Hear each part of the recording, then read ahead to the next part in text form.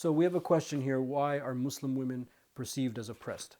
I'm assuming that this means why are they perceived as oppressed in the West, which is my context, and I'm assuming your context as well. And if that's wrong, I apologize.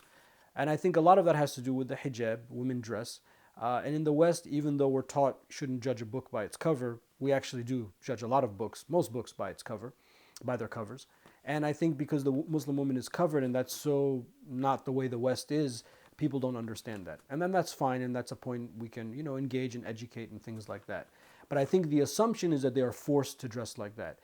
Muslim women are forced to do this, they're forced to do that, they're forced to marry who they want, they can't get a divorce, all these misconceptions. And those type of misconceptions come from a male-dominated perspective that exists in Muslim majority cultures. They're not necessarily Islamic perspectives, they're just cultural things. And one of our tasks in the modern age, particularly as Muslims living in the West, is we need to differentiate between what's culture, what have we inherited as cultural Islam, and what have we inherited as Islam as is indicated in the Quran and the Sunnah. It's the latter that we need to hold on to, and then a new culture of Islam in the West will emerge naturally. And that's probably why there's a lot of misconception.